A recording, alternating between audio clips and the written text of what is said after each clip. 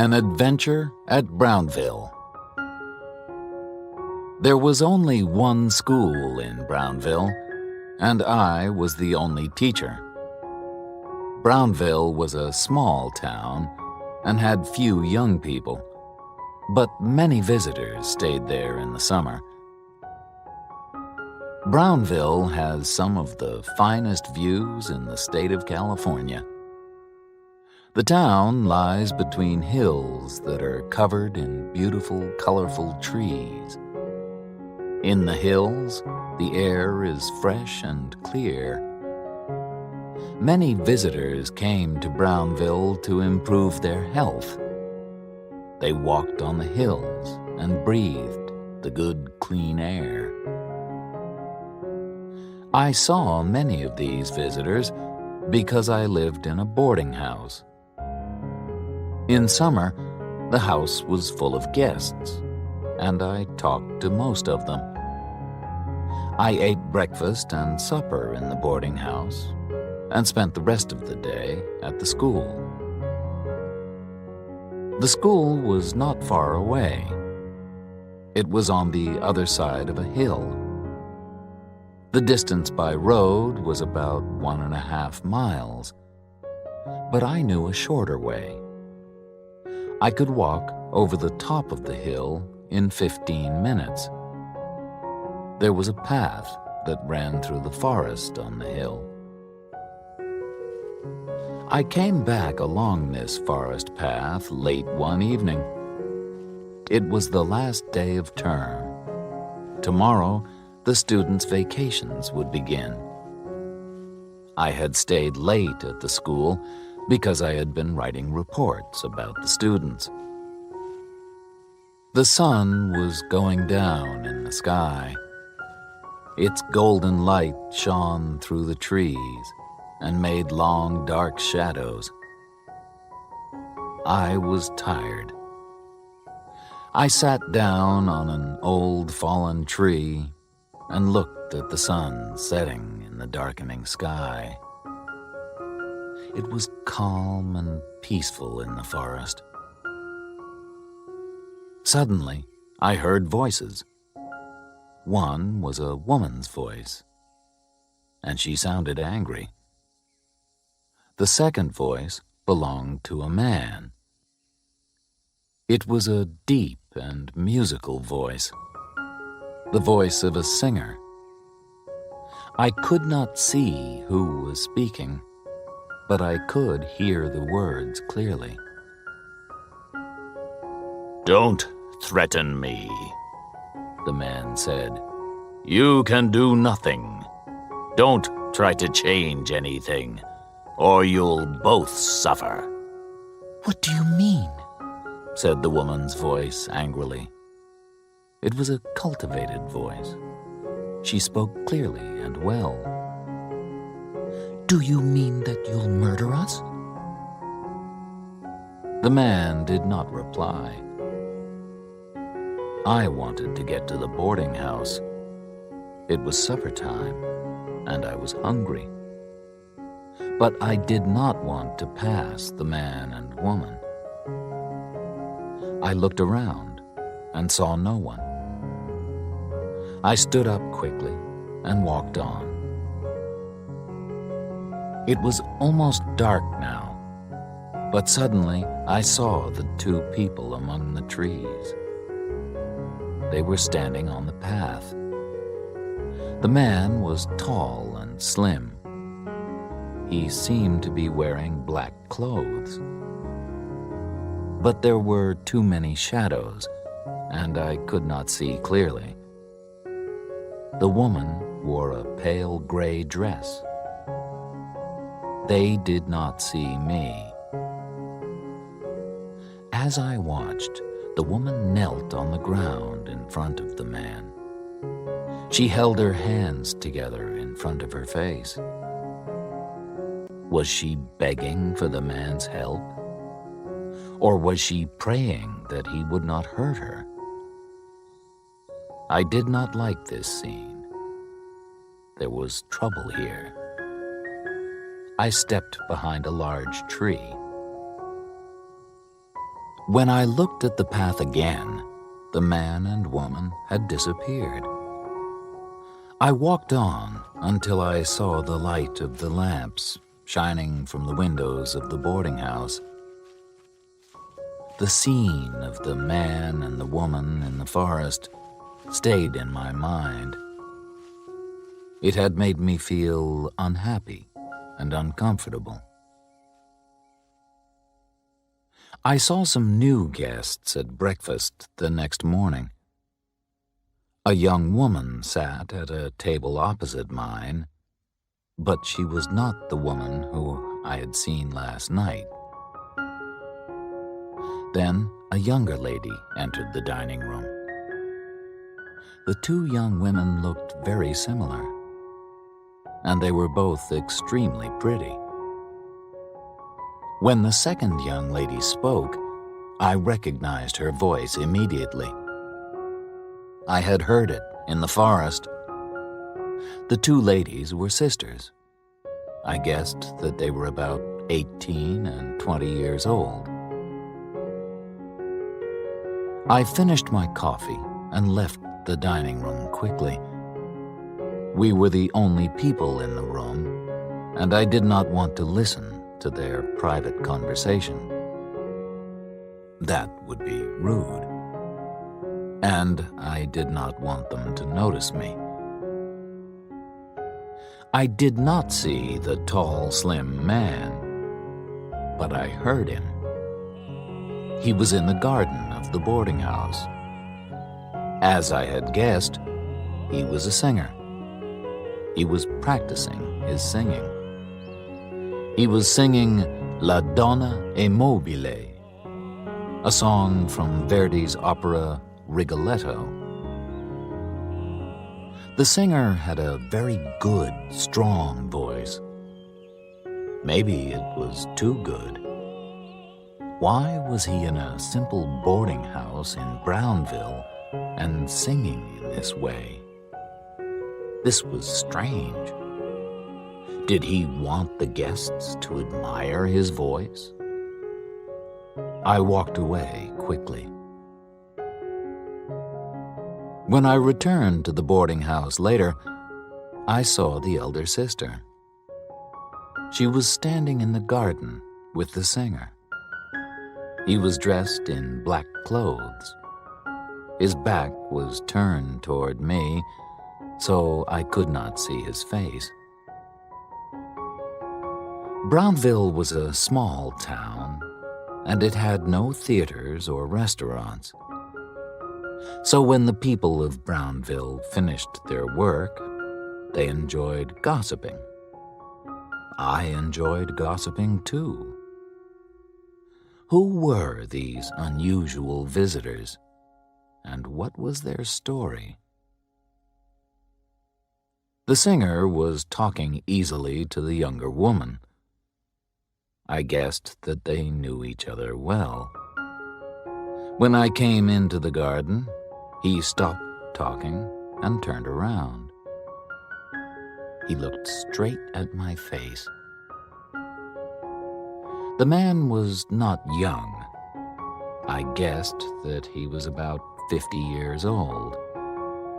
His face was extremely handsome. His hair was thick and black as the clothes that he wore. And the clothes were very fine. They were smart, fashionable, and well-made. They looked expensive. He could not have bought clothes like these in Brownville. I had seen pictures of opera houses in the fashionable cities of Europe. This man reminded me of the men in those pictures. The man looked at me as if he knew the thoughts in my head. Did he know what I was thinking? The expression on his face was not angry or frightening, but I suddenly felt afraid. Why? I could not explain it. I only knew that I was afraid of this dark and handsome man. He was dangerous. I did not like him. He put his hand on the young woman's arm and turned her away. Then they stepped inside the boarding house and disappeared. Neither of them spoke to me. The landlady of the boarding house always liked to gossip. She always had the latest news and was happy to talk about it.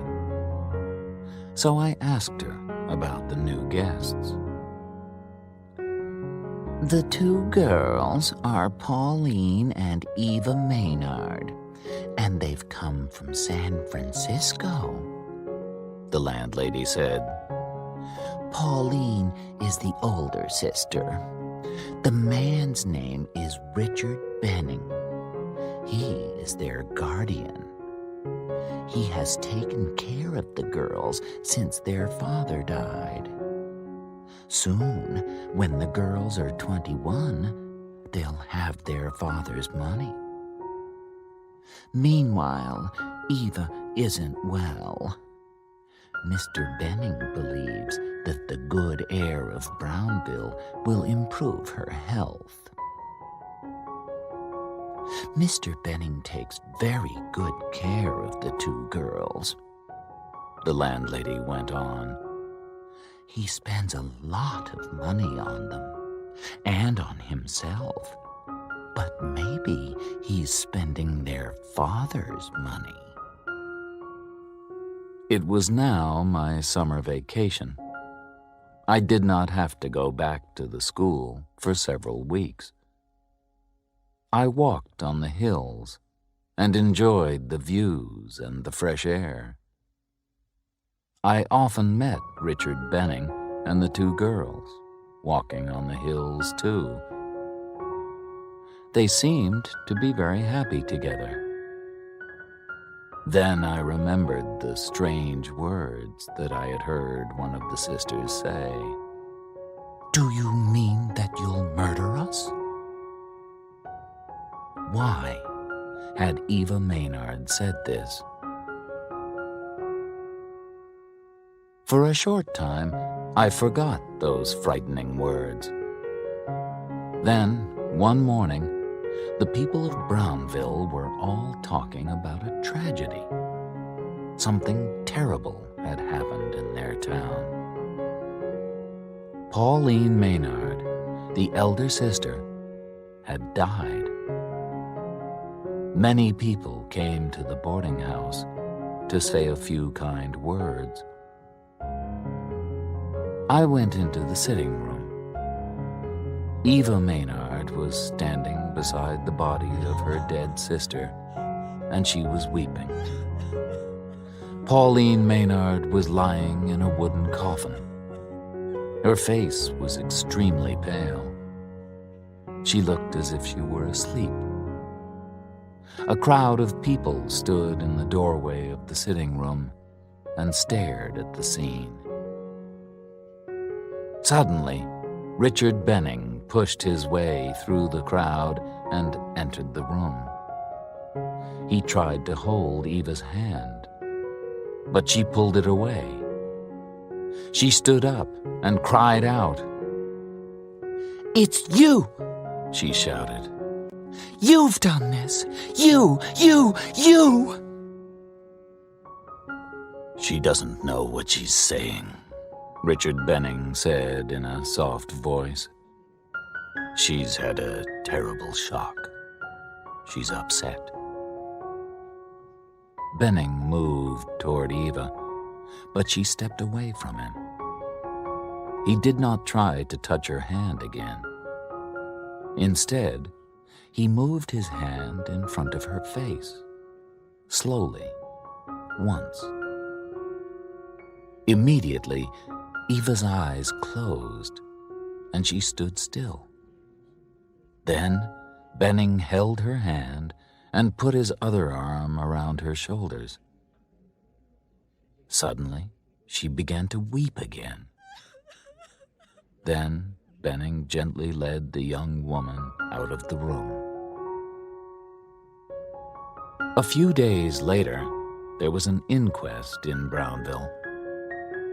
The coroner listened to the words of Benning, a doctor, and several people in the boarding house. Then he wrote these words on Pauline's death certificate. Cause of death, heart disease. They thought that Pauline had died suddenly because her heart was weak. Benning sent for an undertaker from San Francisco. The undertaker took Pauline's body back to the city, and she was buried. Neither Benning nor Eva went to the dead girl's funeral. Many of the people of Brownville thought that this was wrong and strange. Poor Eva, the landlady said to me. Her health is not good. Mr. Benning is worried. He doesn't want to take her back to San Francisco. Her health might become worse if she goes to the city. It's better for her to stay here in Brownville. A week passed. One evening, I finished my supper and went into the garden. I saw Richard Benning and Eva Maynard standing beneath a tree. They were holding each other's hands and looking into each other's eyes. It was a very gentle and romantic scene. But it was wrong. They looked like lovers. Benning was a 50-year-old man, and Eva was not yet 20. Also, he was her guardian. Benning should be like a father to the young woman, not a lover. I stood in the shadows, and they did not see me. I did not move, but I listened. You will kill me, said Eva. I know that you killed Pauline. I beg you to kill me quickly. Let me go. Let me be at peace. Richard Benning did not reply. He released Eva's hand and walked away. He walked up the hill to the forest where I had first seen him. As he walked, he sang. His fine voice sounded beautiful and wild. Eva stared at her guardian. As she listened, she put her hands together. She held her hands in front of her body, as if she was praying. I walked out of the shadows. Eva turned and stared at me. Maybe I had frightened her. Miss Maynard, I said, I'm sorry. I came into the garden and I heard what you said. I believe that you're in danger. You can do nothing, she said. Her voice was soft and she had a strange expression on her face. Her eyes were large and bright. Was she ill? Or maybe she was dreaming. I gently held Eva's hand. You seem to be asleep, I said. You must wake up. You said that Benning killed your sister. You said that he'll kill you, too. Will you tell me about it? I'll try to help you. You can't help me, said Eva. We'll be here for only a day or two more. Then we'll go away. Far away. I ask you to be silent. You mustn't talk about anything that you've seen or heard here. But this is crazy, I said. I'm sure that you're in danger. I must tell the police. Eva woke up a little when she heard this. Her expression changed. She became cold and polite. This is my business, not yours, she said. But your sister died here, in Brownville, I said. And she died suddenly. Now you are in danger. The people of Brownville might be in danger too. You must tell me what happened. Didn't you love your sister? Yes, I loved her, said Eva. but I love him more. Do you think that the police will believe you? You heard a secret conversation. If you talk about it, I'll say that your words are lies. No one will believe your story. Suddenly, she smiled. It was a beautiful, sweet smile. I could not believe her words. They were so hard and cold. Eva held my hand tightly. Come with me, she said. We'll walk together. He will be away all night. He won't know that you've been with me. We'll walk and talk, and you'll forget what you've seen and heard. You'll forget about us. Truly, I did not know the ways of women then. I was happy to walk in the garden with Eva Maynard. I was a little in love with this beautiful young woman. We talked about the people of Brownville, and we talked about their love of gossip. I did not want to go to my bed. Before I said goodnight, I asked Eva to walk with me the next day. There's an old mill on the top of the hill. Will you walk there with me tomorrow afternoon? We can enjoy the fine views from the mill. If he's not here, yes, I'll walk there with you, said Eva. I went to bed feeling happy.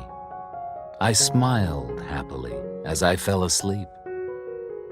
The next morning, I awoke feeling even happier.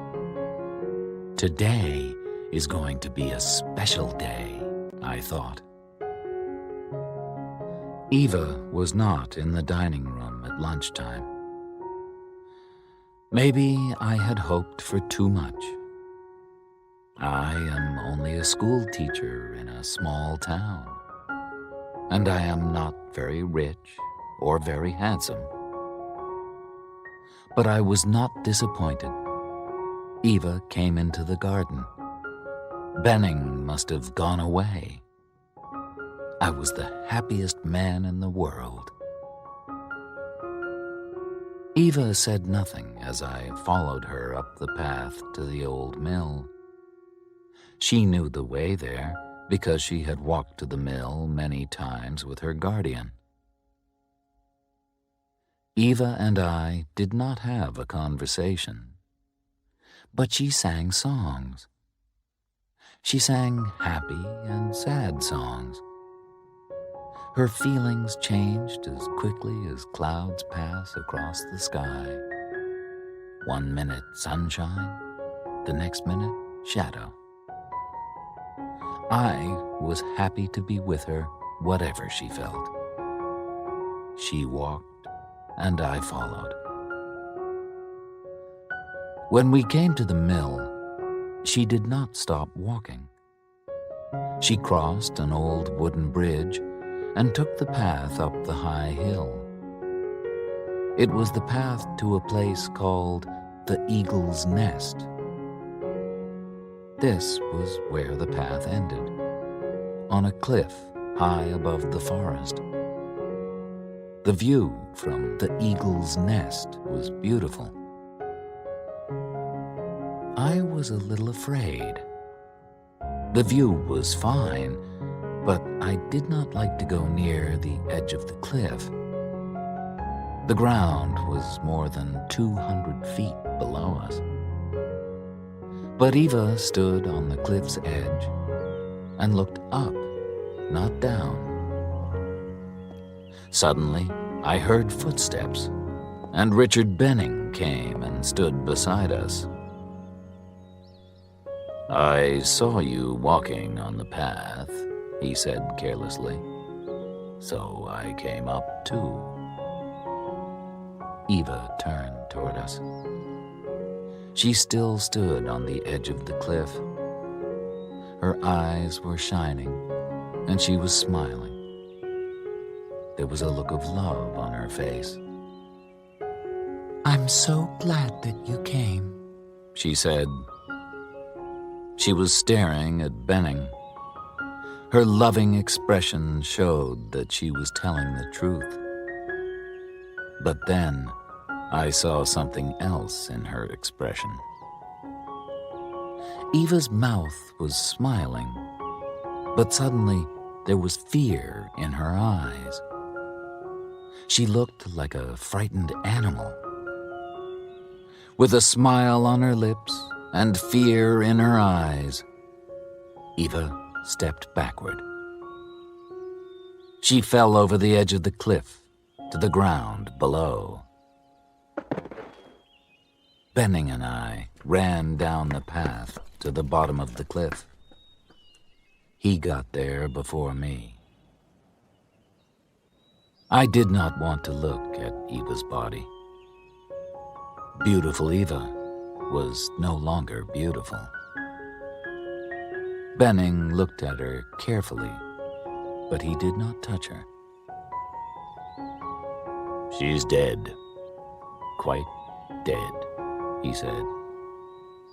I'll go to the town and get a police officer. Please, stay here with the body. I did not know what to say. I was shocked. Benning started to walk toward Brownville. Then he turned and looked at me. You saw what happened, he said carelessly. It was an accident. Eva killed herself. I saw her step off the edge of the cliff, and you saw it too. You're a killer, I said. You're a damned killer. You didn't touch her, but I know that you killed her. Benning turned his back toward me and walked away. As he walked through the forest, I heard him singing. He was singing a song from Verdi's opera, Rigoletto. La donna è mobile. Kilometre लंबाई के साथ ये project बहुत ही शानदार